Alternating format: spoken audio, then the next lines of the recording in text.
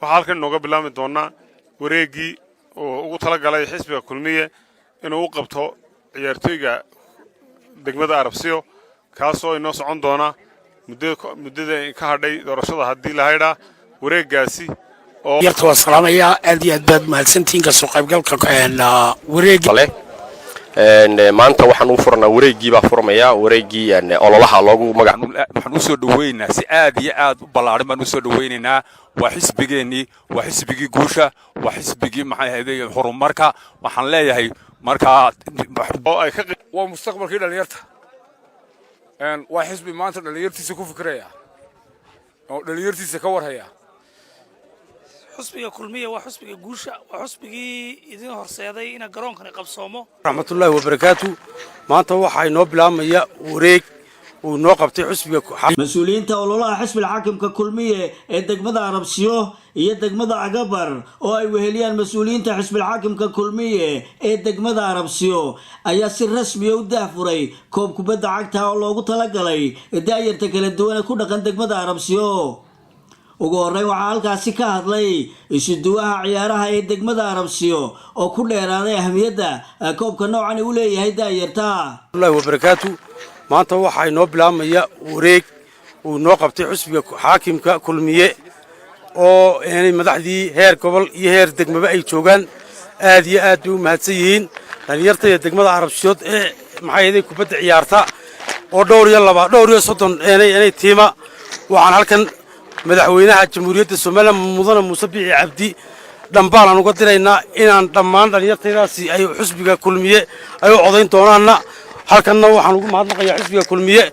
inta kadib waxaa halkaasi ka hadlay mas'uuliyiinta xisbiga kulmiye ee degmada Arabsiyo oo ku dheeraaday ahmiyadda koobkani uu leeyahay dhalinyarada kala duwan ee degmada Arabsiyo yarta salaamaya aad iyo aad baad mahadsantiin ka soo qaybgalka wareegan kulmiye u qabtay waxaan leeyahay mustaqbalku idinku ku jira waxa xisbiga iyo xukuumadda oo tabcaysa waa idinka aayihiina iyo mustaqbalkiina ku jira kulmiye ilaahay waxaan idinka baryayaa kuwii dalkooda iyo diintooda iyo dalkoodaba anfaca wax qabadkii koowaadna noqon maayo kulmiye waxaan uga soo jeednay wax qabado badan uu soo qabtay dhalinyarta xagga sportska iyo xagga caafimaadka shaqo qaran waad garanaysaan wax badan maanta xukuumaddan madaxweyne Muuse Biixi oo dhalinyarta adoo kortid haddaad xagga wasiirada eegtid haddaad eegtid xagga agaasimayaasha waa xukuumaddii dhalinyarta Soomaaliland ka shaqaysiisay khayr baad ii rajaynayaa iyo dhammaan xisbiga kulmiye oo aanu gudoomiyahooda ka hadlayo afkoodii ku hadlayo waxaan kaloo salaamayaa dhalinyartan quruxda badan leh sharafta leh maanta waxaan u furnaa wareegii baa furmaya wareegii ololaha loogu magac daray wareegaas waxaan ugu tala galnay aan ku dardar gelino aan ku dhiirigelino dhalinyarta si hayeen wareegaasi oo ugu magac darnay xisbiga kulmiye xisbiga kulmiye marka waxa badan oo dhan maayo waqti baan taaganahay wuxuu ku soo dhaweynayaa waxaan ku soo dhaweynayaa dhalinyarta koobka inaan u furno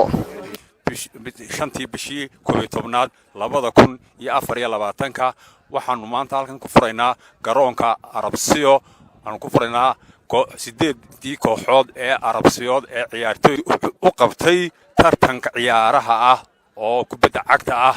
ay maanta u qabanayo halkan u qabanayo taasi waxaan u soo dhaweynaa si aad iyo aad u ballaaran baan u soo dhaweynaynaa waa xisbigeennii waa xisbigii guusha waa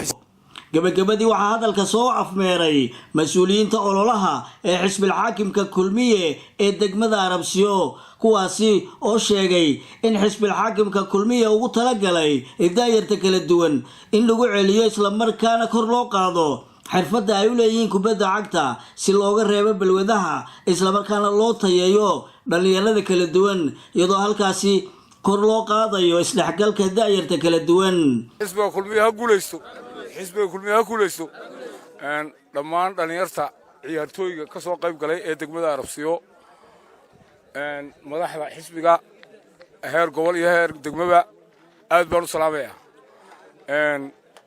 xisbiga kulmiye waa mustaqbalkii dhalinyarta waa xisbi maanta dhalinyartiisa ku fikraya oo dhalinyartiisa ka warhaya waxqabadadu xisbiga kulmiye fuliyey waxa ka mid ah maanta garoonka aanu dhex taaganahay intaa iyo wax ka badan oo ka weyn oo dambaana way noo soo socdaan insha Allah bidmillaahi kariim oo degmada Arabsiyo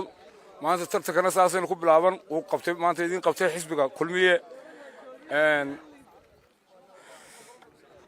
ciyaar wanaagsan ayaynu isku ognahay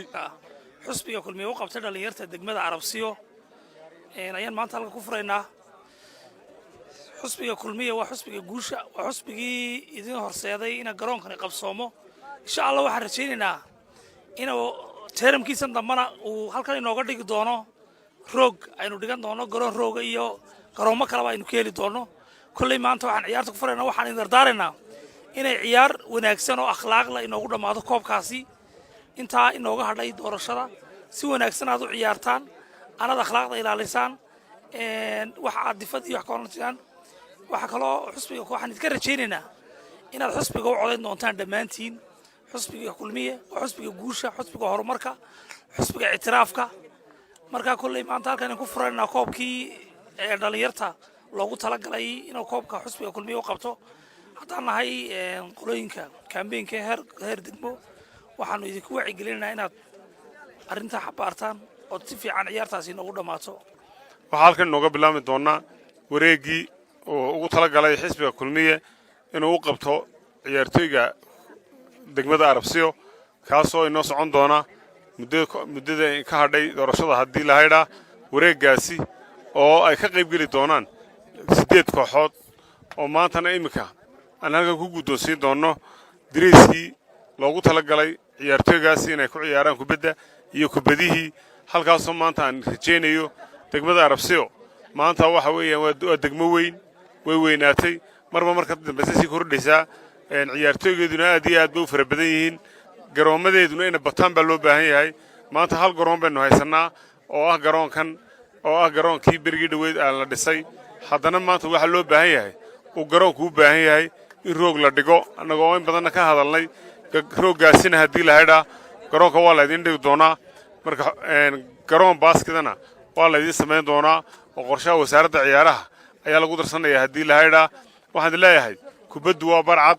iyo bermadow si walaaltinimo ah si saaxiibtinimo ah si niyad samiya ood xanaaqadda iyo wax walba iska ilaalisaan nin walbana aad ku tala gasho inaad guulaysan karto iyo in laga guulaysan karo kubadda ku ciyaara taasaan idin rajaynaynaa ilaahay idinkiina koobka guulbi noogu soo dhammaani maanta waxaan ku jirnaa waqti marxalad doorasho oo uu dalka gelayo reer Arabsiyo weligoodba waxay ku suntanaayeen xisbil xaakimka kulmiye oo ay ahaayeen waxaan filayaana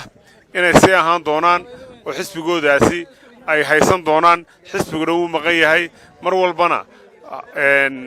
lagu fikirayo sidii horumarkiina looga shaqayn lahaa maanta Arabsiyo waxay leedahay isbitaal waxay leedahay bridgeyaad waxyaalo laga sameeyey waxay leedahay xanaano labaad oo qarkan laga dhisay waxyaabo fara badan oo horumara wada laamiyo magaalada gudaheega marta intaasba waxay u qabsoontay intii xisbiga xaakimka kulmiye talada hayay iyo biyo-gelinta magaaladu labaduba waxaan rajaynayaa haddii la haydhaa in dooxyada la xidhi doono xagga beeraha loo jeesan doono ceelasha faraha badan aynu qodannay ay heli doonaan biyo fara badan horumarkana sidaa ku heli doono marka waxaan leeyahay reer Arabsiyadow xisbigiina ogaada musharaxiina ogaada codkana siiya dhammaanteena saasaan isku ognahay muuse xuseen xasan warbaahinta qaranka Somaliland degmada Arabsiyo ee gobolka Gabiley